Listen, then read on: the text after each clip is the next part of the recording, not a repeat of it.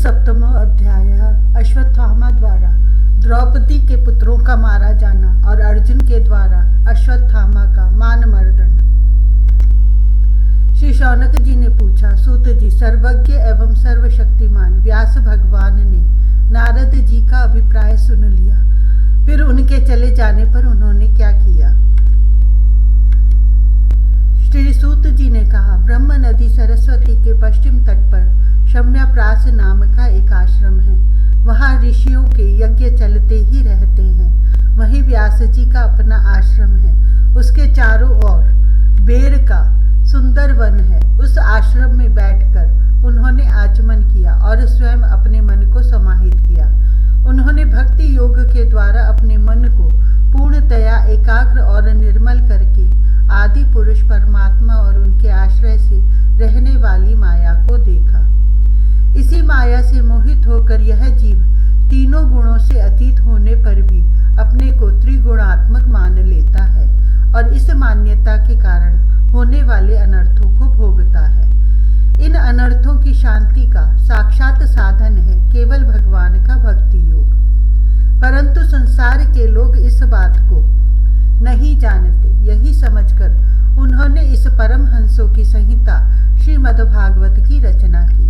इसके श्रवण मात्र से पुरुषोत्तम भगवान श्री कृष्ण के प्रति परम प्रेममय भक्ति हो जाती है, जिससे जीव के शोक, मोह और भय नष्ट हो जाते हैं। उन्होंने इस भागवत संहिता का निर्माण और पुनरावृत्ति करके इसे अपने निवृत्ति परायण पुत्र श्री शुकदेव जी को पढ़ाया। श्री शौनक जी ने पूछा, श्री शुकदेव जी तो अत्यंत निवृत्ति परायण हैं। उन्हें किसी भी वस्तु की अपेक्षा नहीं है। वे सदा आत्मा में ही रमण करते हैं। फिर उन्होंने किस लिए इस विशाल ग्रंथ का अध्ययन किया?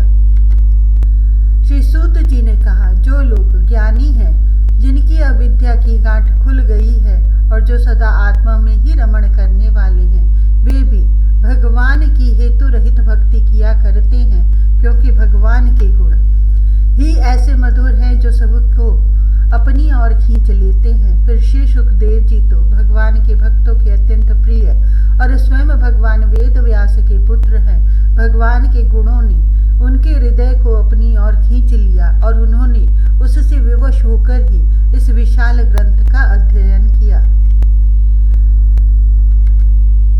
शौनक जी, अब मैं राज ऋषि परीक्षित के जन्म, कर्म और मोक्ष की तथा पांडवों के स्वर्ग आरोहण की कथा कहता हूँ, क्योंकि इन्हीं से भगवान श्री कृष्ण की अनेकों कथाओं का उदय होता है। जिस समय महाभारत युद्ध में कौरव और पांडव दोनों पक्षों के बहुत से वीर गति को प्राप्त हो चुके थे और भीमसेन की गदा के प्रहार से दुर्योधन की जांघ टूट चुकी थी, तब अश्वत्थामा ने अपने स्वामी दुर्योधन का प्रिय कार्य समझकर द्रौपदी के सोते हुए पुत्रों के सिर काटकर उसे भेंट किए।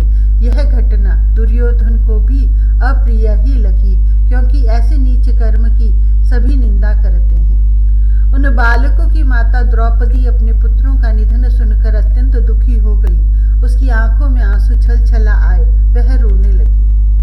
अर्जुन ने उसे सांत्वना देते हुए कहा, कल्याणी, मैं तुम्हारे आंसू तब पोंछूंगा जब उस आतताई ब्राह्मण अधम का सिर गांडीव धनुष के बाणों से काटकर तुम्हें भेंट करूंगा और पुत्रों की अंत्येष्टि क्रिया के बाद तुम उस पर पैर रखकर स्नान करोगी।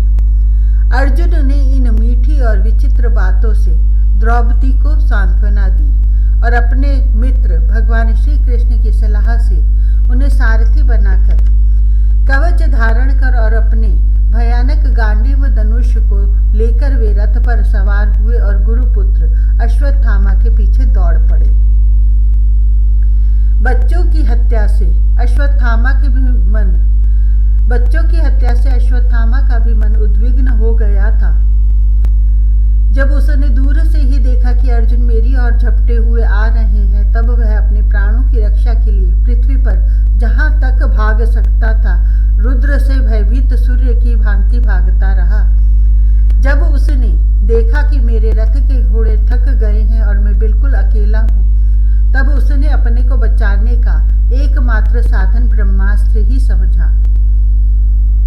यद्यपि उसे ब्रह्मास्त्र को लौटाने की विधि मालूम न थी, फिर भी प्राण संकट देखकर उसने आचमन किया और ध्यानस्थ होकर ब्रह्मास्त्र का संधान किया।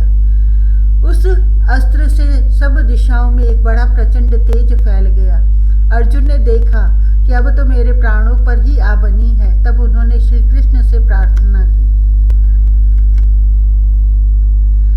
अर्जुन ने कहा, श्री कृष्ण तुम सच्चिदानंद स्वरूप परमात्मा हो, तुम्हारी शक्ति अनंत है। तुम ही भक्तों को अभय देने वाले हो, जो संसार की धधकती हुई आग में जल रहे हैं। उन जीवों को उससे उबारने वाले एकमात्र तुम ही हो।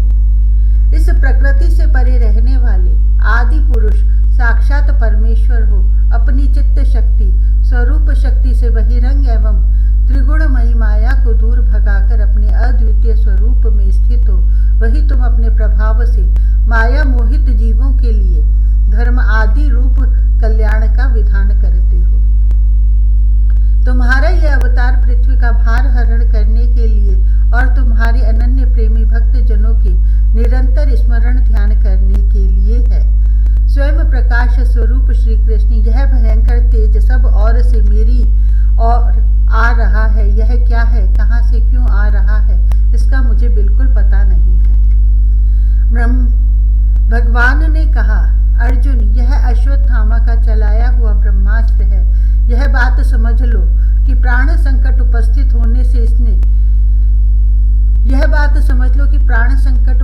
होने से उसने इसका प्रयोग तो कर दिया है, परंतु वह इस अस्त्र को लौटाना नहीं जानता। किसी भी दूसरे अस्त्र से इसको दबा देने की शक्ति नहीं है। तुम शस्त्रास्त्र विद्या को बलिभांति जानते ही हो। ब्रह्मास्त्र के तेज से ही इस ब्रह्मास्त्र की प्रचंड आग को बुझा दो।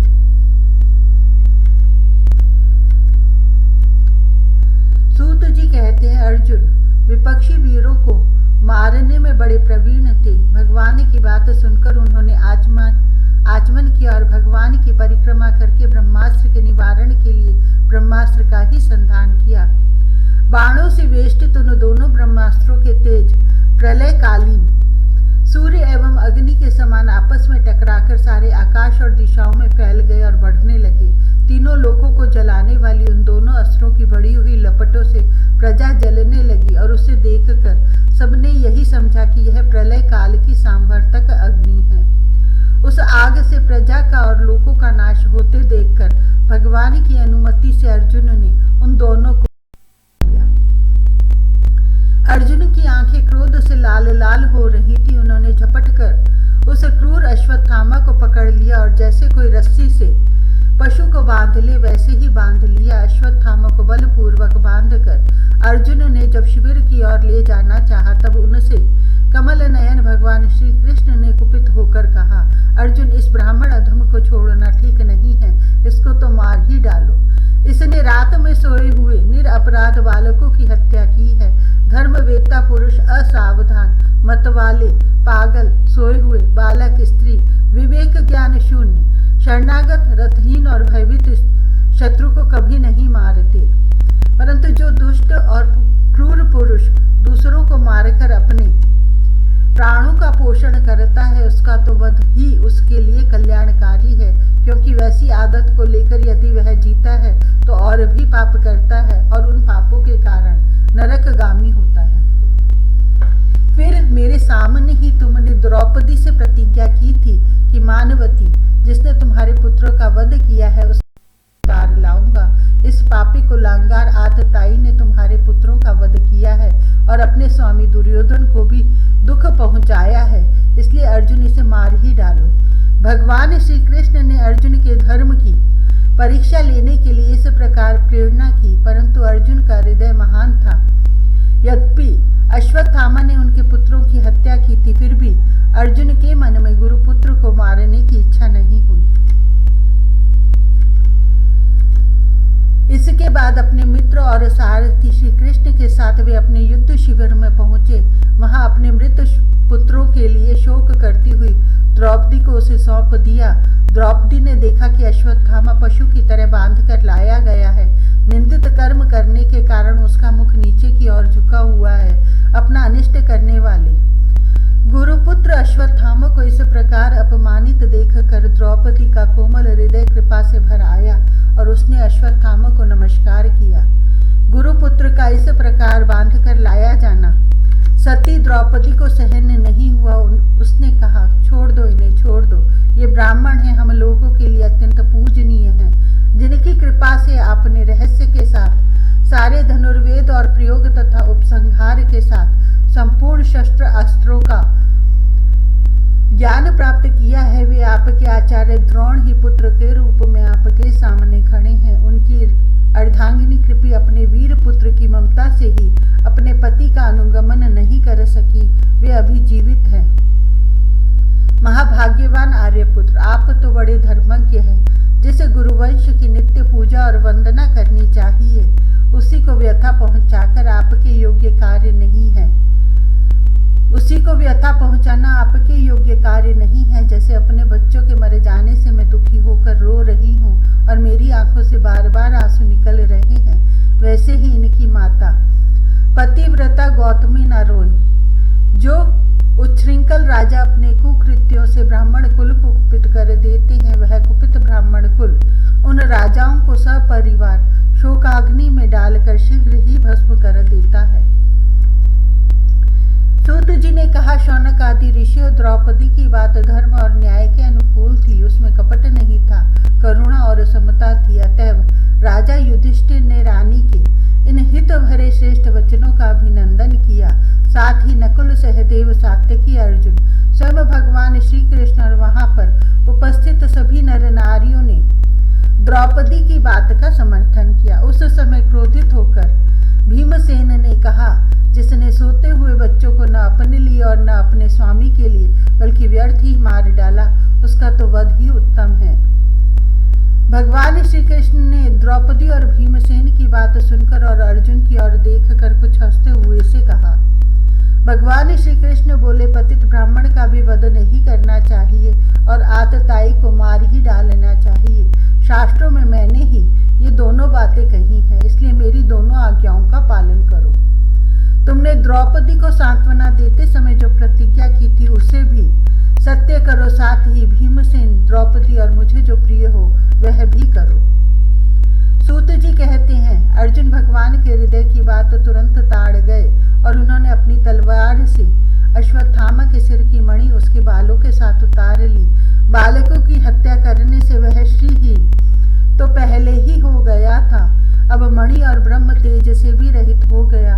इसके बाद उन्होंने रस्सी का बंधन खोलकर उसे शिविर से निकाल दिया। मूंड देना, धन छीन लेना और स्थान से बाहर निकाल देना, यही ब्राह्मण अधमों का वध है। उनके लिए इससे भिन्न शारीरिक वध का विधान नहीं है। पुत्रों की मृत्यु से द्रौपदी और पांडव सभी शोकातुर हो रहे थे। अब उन्होंने अपने मरे हुए भाई बंधुओं की दाह आदि अंत्येष्टि क्रिया की। इति श्रीमद्भागवते महापुराणे पारमहंस्यां संहितायां प्रथम स्कंधे द्रौणी निगृहो नाम सप्तमो अध्यायः।